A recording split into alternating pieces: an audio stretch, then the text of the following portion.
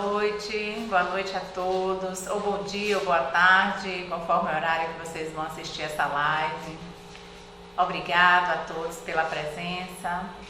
Primeiramente eu gostaria de agradecer ao amado Mestre Jesus, pela oportunidade de estarmos aqui mais uma vez reunidos, gravando esse pequeno estudo, esse pequeno momento, transmitindo um pouquinho do conhecimento sobre a doutrina espírita. Agradecemos também aos coordenadores da Associação Espírita Jesus de Nazaré, a pessoa de Mônica e de Beto Lago, pela oportunidade, pelo incentivo, estarmos aqui participando e divulgando um pouquinho mais sobre essa doutrina. Agradecer também ao pessoal do Núcleo Audiovisual Clara de Assis, que está por trás de todo esse processo, que é a gravação desses vídeos que vão ao ar toda semana. Gratidão a todos, gratidão imensa. E ao amado Mestre Jesus sempre pela oportunidade. Em especial, eu gostaria de dedicar essa gravação à minha querida amiga e incentivadora, uma pessoa que sempre me direcionou para a doutrina espírita, para o estudo, para me dedicar. Que hoje não está mais entre nós, está do outro lado, e eu tenho certeza que ela vai estar sempre nos acompanhando, nos incentivando e nos mostrando que esse é o caminho, e gritando sempre Viva Jesus. Então essa gravação hoje vai para minha querida Dejazé Vasconcelos de Almeida, agora desencarnada, espírito de luz, que deve estar aí sendo acompanhada por muitos anjos protetores. Muita paz a todos. Bom, pessoal, hoje eu preparei um pequeno estudo sobre o Livro dos Espíritos, porque o Livro dos Espíritos, completando 166 anos, que foi escrito, psicografado, ditado, respondido às questões feitas por Allan Kardec pelos espíritas, continua atual até hoje, nos respondendo, nos ensinando coisas básicas, que precisamos compreender no nosso dia a dia sobre o que é a vida no mundo espiritual, como é essa relação entre o invisível e o visível, e algumas respostas são muito importantes porque nos direciona. Esse pequeno momento eu trouxe algumas informações básicas sobre o Livro dos Espíritos para que todos tenham conhecimento, do que pode ser encontrado nessa obra e como pode ser utilizado nos nossos estudos. E lembrando que esta obra, que faz agora, como disse, 166 anos, continua atualíssimo. Quando você pega as questões, lê as perguntas que foram feitas por Allan Kardec, respondida por espíritos diversos, nós vemos que ela, apesar da idade do tempo, ela continua atualíssima e continuará por muitos anos, porque não foi escrito pelos homens, Não é uma obra criada pelos homens, é uma obra ditada pelo mundo espiritual. Então são coisas que a gente ainda não tem nem ainda noção do que é, do que pode acontecer, do que está ainda por vir. E aí esse livro, nós sabemos que ele foi cuidadosamente preparado pelo que considerado o bom senso encarnado, que era o Hippolyte Léon Denisard Ribeiro, o nosso conhecido Allan Kardec, E através dessa análise que ele fez das questões, das percepções, das cartas que recebia, das psicografias, do movimento, ele começou a organizar a doutrina espírita. Então, o nosso objetivo é entender um pouquinho o Livro dos Espíritos e por que ele é considerado um livro intitulado Luz para a Humanidade. Eu trouxe aqui rapidinho uma imagem de 3 exemplares do Livro dos Espíritos. A primeira versão, publicada lá em 1857, em Paris, na França.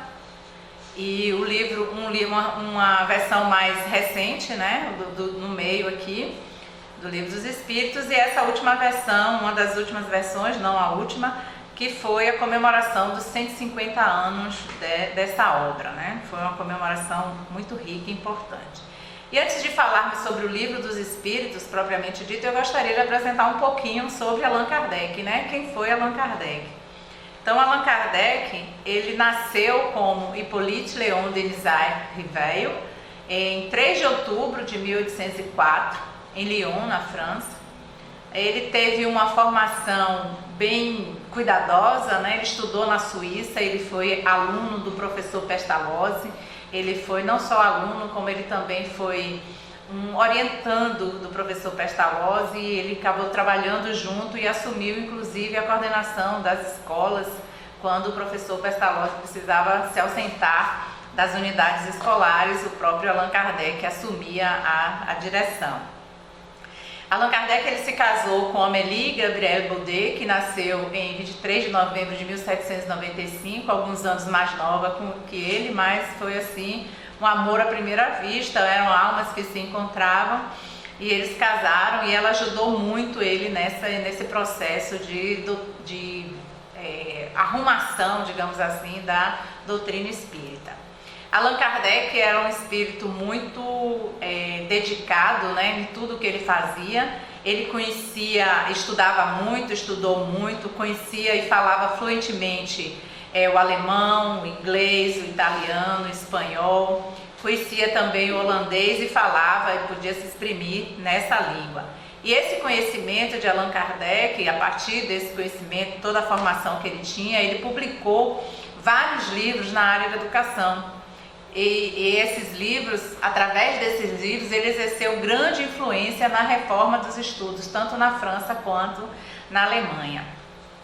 O senhor Rivail, né, até então ele era o Rivail, ele estava, né, com toda a formação dele, com todo o conhecimento, admiravelmente preparado para a rude tarefa que ia ter que desempenhar e fazer triunfar, porque não foi fácil à época ele conseguir fazer essas coletâneas de informações sobre a doutrina espírita e arrumar de uma forma bem clara, lógica, inteligível para todos, compreensível, né, nas obras básicas que foram publicadas.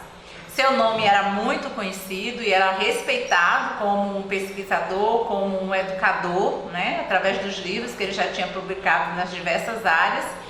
E antes que ele fosse imortalizado como Allan Kardec, ele construiu a sua própria reputação. No livro que é Espiritismo, ele conta, né, uma parte da autobiografia dele, que como ele conheceu a doutrina espírita, a partir de um convite, né, que o amigo fez para ele visitar uma dessas sessões das mesas girantes, e aí ele disse, isso foi em 1855, e o próprio Kardec diz nessa biografia que tem no livro que é Espiritismo. Foi aí, pela primeira vez, que testemunhei o fenômeno das mesas girantes, que saltavam e corriam, e isso em condições tais que a dúvida não era possível. Então, Allan Kardec não era qualquer um, né? Não era uma pessoa que poderia acreditar em qualquer coisa, né? Ele era um cientista, ele tinha uma formação, ele tinha publicado vários livros, ele tinha conhecimento, né? Ele tinha uma intelectualidade que ninguém negava. E ele assistiu esses fenômenos das mesas girantes e ele observou que alguma coisa tinha ali por trás, que não era simplesmente um embuste, uma falsificação, um charlatanismo, como muitos disseram à época e ainda dizem até hoje, né? Então, Allan Kardec, ele foi averiguar o que é que realmente acontecia por trás desses fenômenos. E aí ele disse, eu vi também alguns ensaios muito imperfeitos de escrita mediúnica, em uma ardósia, com auxílio de uma cesta. Minhas ideias estavam longe de se haver modificado, mas naquilo havia um fato que devia ter uma causa. Então ele ainda ficava meio em dúvida, né, sobre aquilo tudo, mas ele percebia que algo tinha ali por trás e ele precisava averiguar. Algumas imagens aqui que eu encontrei na internet mostrando como funcionavam essas psicografias com as cestas, né, e as reuniões onde ocorriam os fenômenos das mesas girantes, né, pinturas, né. E aí Kardec diz, também está no livro que é o Espiritismo, lá na parte da biografia, foi aí que fiz os meus primeiros estudos sérios em Espiritismo. Observava atentamente, comparava, deduzia as consequências dos efeitos, procurava remontar as causas pela dedução, pelo encadeamento lógico dos fatos, não admitindo como válida uma explicação, senão quando ela podia resolver todas as dificuldades da questão. Então ele não foi só uma pessoa que anotou algumas informações e publicou um livro, não, ele observou, ele comparou, ele analisou, ele deduziu, ele tinha dúvidas, ele procurava tirar essas dúvidas, né? Ele encadeou os fatos em uma sequência lógica para ele observar, para não ver se não tinha discrepância, buscava explicações. Então ele coletou informações de muitos médios em diversas partes do mundo. Imagine que isso naquela época era um trabalho hercúleo, porque não existia internet, não existia vídeos, né? Não existia videoconferências, não existia nada disso para estar em tempo real conversando. Então eram cartas que demoravam tempos para chegar, né? E ele conseguiu fazer essas coletâneas, fazer essas observações e traduziu no que hoje nós conhecemos como as obras básicas de Allan Kardec, da doutrina espírita. Então ele fez as seguintes publicações, além dos outros livros que ele publicava em outras áreas, né? A gente vai falar aqui agora só das publicações espíritas. Em abril de 1857, o Livro dos Espíritos, esse que hoje eu vou apresentar um pouquinho para vocês. Em 1859, a obra O que é o Espiritismo, que é uma obra também que eu aconselho a todos a lerem calmamente, estudarem, porque é um livro bem simples, é um livro mais fácil, é um livro mais de uma leitura mais, digamos assim, tranquila, mais leve e que tem muitas informações também importantíssimas para a gente conhecer sobre a doutrina espírita. Em janeiro de 1861, ele publicou o Livro dos Médiuns. Abril de 1864, o Evangelho segundo o Espiritismo, que, né, informações sobre as passagens evangélicas com as explicações dadas por muitos espíritos, né? Espíritos diversos vieram e responderam a ele as explicações que, a época que o Evangelho foi escrito, né, muita coisa a gente não compreendia. Então ele vem agora trazer essas informações de uma forma mais clara para todos nós. Então, o Evangelho segundo o Espírito é um livro que precisa ser lido, relido, estudado 1000 vezes, N vezes, todas as vezes que você necessitar, porque sempre tem alguma informação importante que precisamos aprender.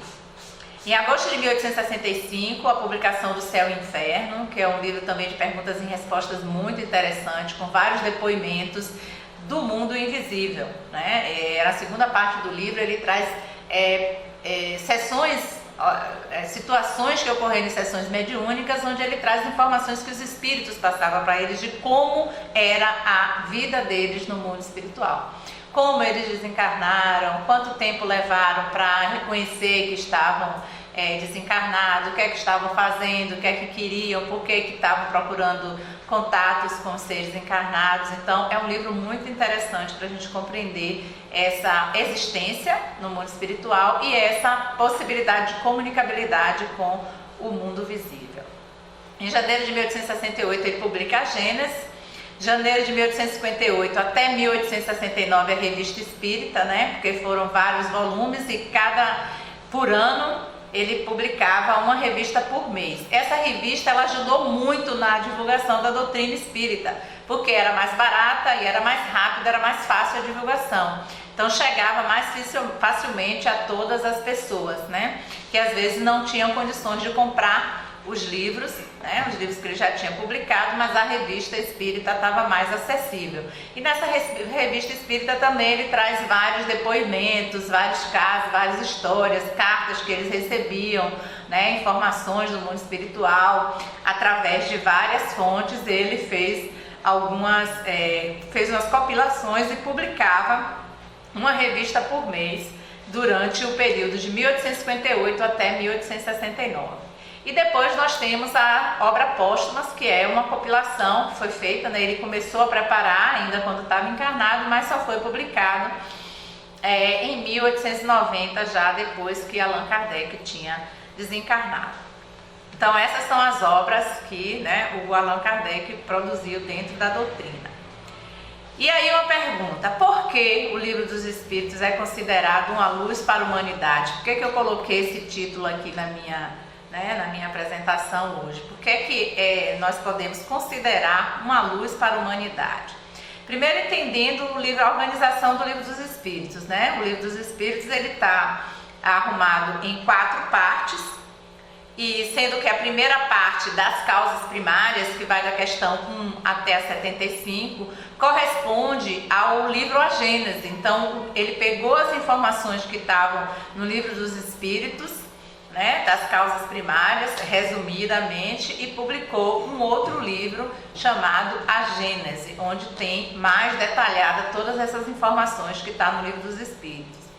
A segunda parte, intitulada Do Mundo Espírita ao Mundo dos Espíritos, que vai da questão 76 até a 613, corresponde também ao Livro dos Médiuns. Então, são informações que tem no Livro dos Espíritos sobre o mundo, a vida no mundo espiritual, que ele publicou também na forma do Livro dos Médiuns.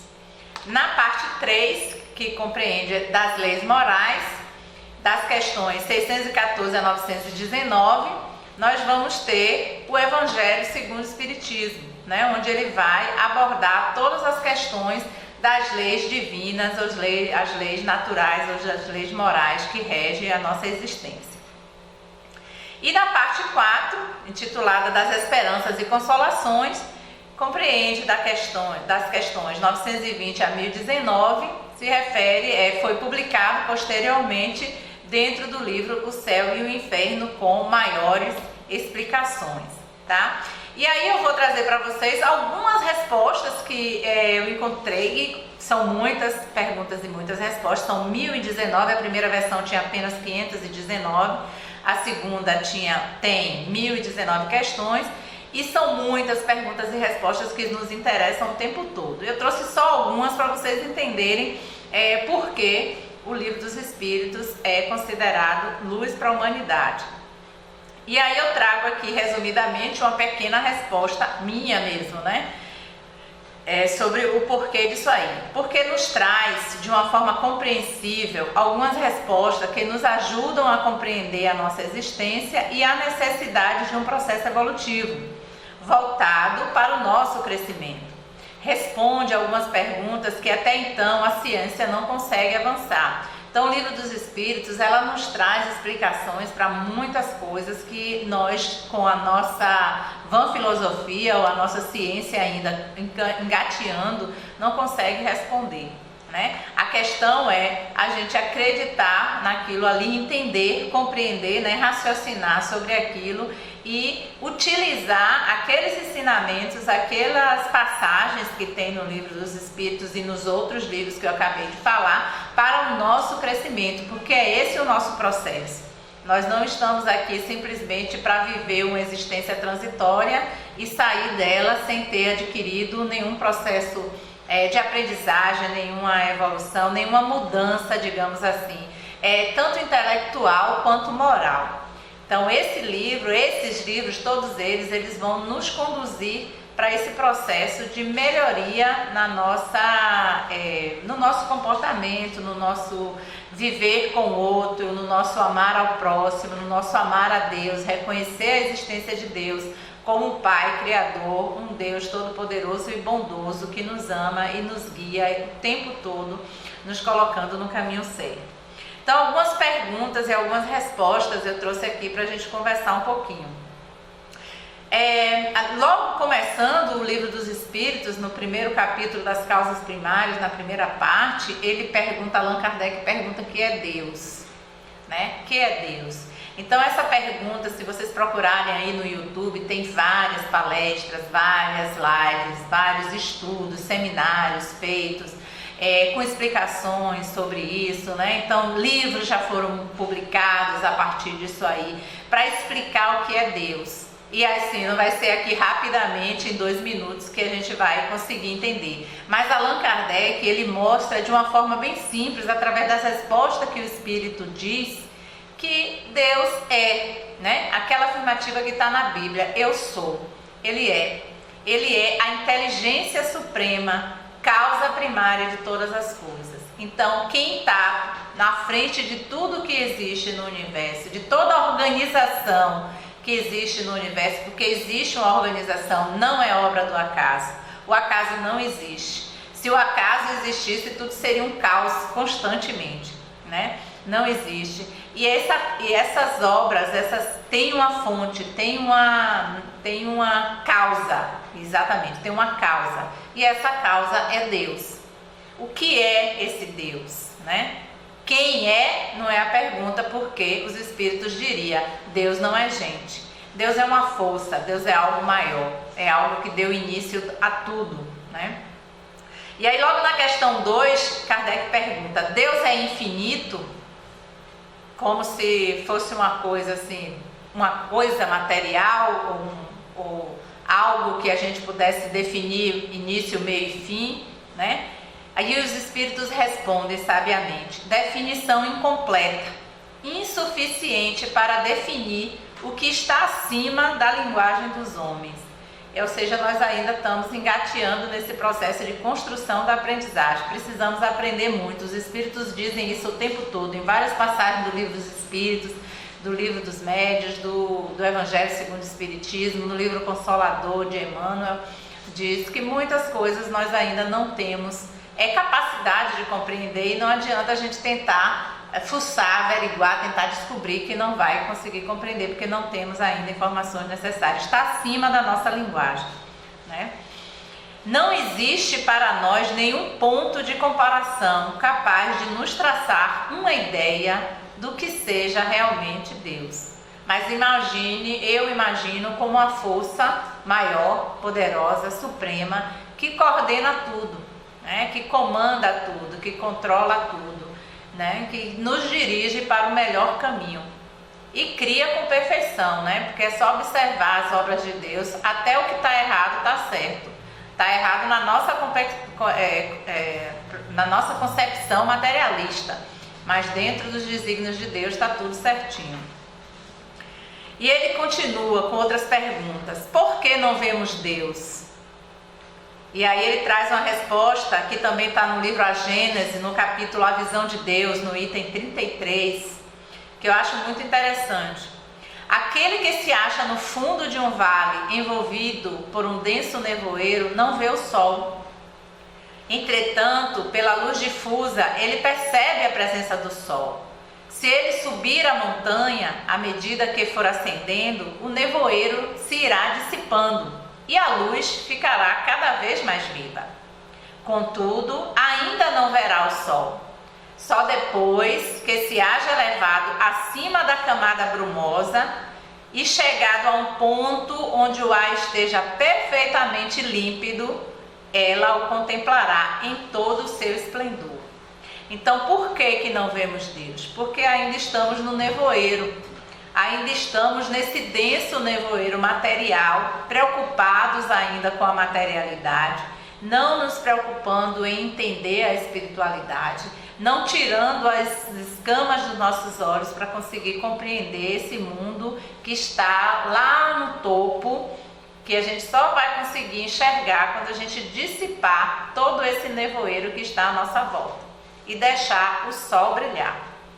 O sol vai brilhar e vai clarear, e a gente um dia compreenderá, né? Eu achei uma comparação bem didática para a gente compreender por que não vemos Deus.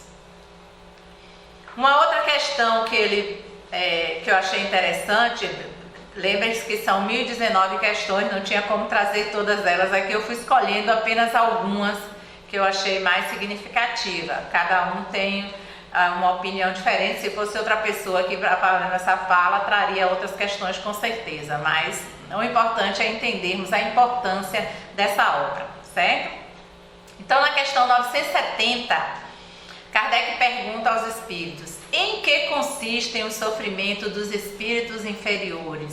E aí nós já passamos pelaquela classificação da escala espírita, né? Que quem já leu o livro dos Espíritos, o Evangelho segundo o Espiritismo, sabe que existe uma ordem classificatória para esses espíritos. Nós começamos nos espíritos imperfeitos, depois chegamos nos espíritos bons, né? E depois chegamos nos espíritos puros. Então nós estamos ainda na base como espíritos imperfeitos, né? Podemos não ser aqueles mais inferiores, mas também não somos espíritos ainda bons, muito menos puros. Então, por que existe esse sofrimento? Porque Deus permite o sofrimento desses espíritos inferiores. E aí os espíritos respondem: são tão variadas como as causas que os determinam e proporcionadas ao grau de inferioridade, como os gozos o são os da superioridade. Podem resumir-se assim, os espíritos resumem, né? O que é que causa o sofrimento do outro, né? Invejarem o que lhes faltam para ser feliz e não obter. Então a inveja é uma causa de sofrimento, né? Você invejar aquilo que o outro tem, que você acha que precisaria daquilo para ser feliz, não vai te trazer felicidade, ao contrário, somente sofrimento. Verem a felicidade e não a poderem alcançar. Então eu observo o outro, o jardim do outro é sempre mais verde, né? Eu observo a felicidade no outro e eu de cá sofro o meu tanto porque eu acho que eu não vou conseguir alcançar aquela felicidade lá. Mesmo que aquela felicidade do outro seja aparente, não importa. Para mim, que estou do lado de cá, eu acho que ele está mais feliz do que eu e eu quero alcançar, e aí eu sinto inveja, né? E aí eu sofro porque eu não chego àquela felicidade. Pesar, ciúme, raiva, desespero, motivos que os impede de ser ditosos, né? De serem bons. Às vezes nós ainda nos corroemos com ciúmes, com raivas, com desesperos, né?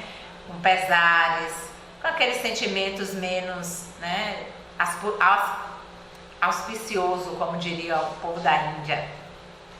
Então nós nos apegamos a esses sentimentos e nos tornamos infelizes, né? Porque cada vez que a gente absorve essas energias negativas, a gente já baixa a nossa imunidade, a gente já sente assim mais pesado, mais triste, o corpo não comanda, a gente não consegue comandar o nosso corpo e a gente não consegue sorrir tranquilamente. Outra coisa também que atrapalha, né, esse nosso caminho da felicidade são os remorsos e as ansiedades morais indefiníveis. As pessoas que não sabem porquê, ou até sabem, mas não querem tratar, vivem em constante níveis de ansiedades grandes por coisas que às vezes nem precisam fazer, mas acham que precisam, e aí desenvolve aquela ansiedade de que precisa, que tem que ter, e não consegue resolver nem uma coisa nem outra, nem resolve fazer aquela situação, nem se livra dessa ansiedade. Então se tornam pessoas infelizes. Eles desejam todos os gozos e não os podem satisfazer, eis o que os tortura. Então na realidade é o querer algo que não é necessário para você, muitas vezes não é necessário, e aí você deseja de qualquer sorte e acha que por não ter, você é um espírito infeliz. Uma outra questão que Kardec traz na questão 875, como se pode definir justiça? A justiça consiste em cada um respeitar os direitos dos demais. Olha que coisa interessante, né? Se a gente prestar atenção nessa simples frase, respeitar os direitos dos demais. Porque a gente sabe, nós também temos os direitos, nós também temos os deveres, mas o nosso direito e as nossas liberdades, elas devem parar onde começa o direito do outro. Então, quando nós aprendermos a respeitar os direitos dos outros, haverá sempre justiça, né? Porque ninguém vai infligir nada, ninguém vai querer o que é do outro. Ninguém vai desejar ou querer causar um mal ao outro por querer alguma coisa que ele tem, né? Os amores sofridos, ela me abandonou, então eu vou lá e cometo um crime porque ela me deixou ou ele me deixou. Respeite o direito de que ela tem de ir embora, de não querer ficar com você. Respeite o direito que o outro tem de ter uma casa melhor, se for assim, for concebido para ele. Se você não tem, trabalhe para conseguir, mas respeite o direito do outro e não inveje, não ambicione. E aí nós juntamos o princípio da justiça e da felicidade, né? Na questão 875A, Kardec pergunta: e o que é que determina esses direitos? Os espíritos respondem duas coisas: a lei humana e a lei natural. tendo os homens formulados leis apropriadas a seus costumes e caracteres, elas estabelecem direitos mutáveis com o progresso das luzes. Vede-se hoje as vossas leis, aliás imperfeitas, os Espíritos nos lembram o tempo todo, consagram os mesmos direitos que os da Idade Média. As leis atuais hoje, permite coisas ou não permite coisas que na Idade Média era permitida ou não era permitida. Os tempos eram diferentes, as situações eram diferentes, o desenvolvimento das pessoas era diferente dos homens, Então, as leis mudam de acordo com o tempo. Entretanto, esses direitos antiquados que agora se vos afiguram monstruosos, os direitos, por exemplo, que o povo tinha de matar o outro simplesmente porque roubou alguma coisa, Hoje em dia ainda tem, alguns países que pode cortar a mão de alguém porque roubou, ou mulheres serem apedrejadas porque traíram, os respectivos maridos, mas os homens não, as mulheres só. Então são situações que hoje são ainda monstruosas e que ainda é permitida por lei. Então as nossas leis são imperfeitas, e as leis não são iguais para todos, na humanidade, elas diferenciam. As leis aqui no Brasil, diferente das leis que ocorrem nos países muçulmanos, mas parecem justos e naturais à época em que existem, que foram criadas. Então, o problema é essas leis, seguirmos as leis dentro dos padrões que temos, tanto a lei humana quanto a lei natural. A lei natural é a gente observar aquele princípio que diz: fazei ao outro aquilo que querei que vos fizesse. Então, se você quer saber se aquilo está certo ou está errado, pergunte a você mesmo: eu gostaria que fizessem comigo? Se você não gostaria, com certeza está errado, não faça, Então, esse é um princípio básico para a gente entender o que é justiça. Na questão 814, Kardec pergunta: por que Deus concedeu a um riqueza e poder e a outros a miséria? A questão da riqueza e do poder. Por quê? Porque a gente às vezes acha injusto. Nossa, como é que pode 1% da população ter tanto dinheiro e 99% passar assim, ou passa fome ou pelo menos vive contando os centavos, contando as moedas? Seria uma injustiça de Deus? Seria Deus injusto fazer isso? E aí os Espíritos respondem: para experimentá-los de modos diferentes. Além disso, como sabeis, essas provas foram escolhidas pelos próprios espíritos, que nelas, entretanto, sucumbem com frequência.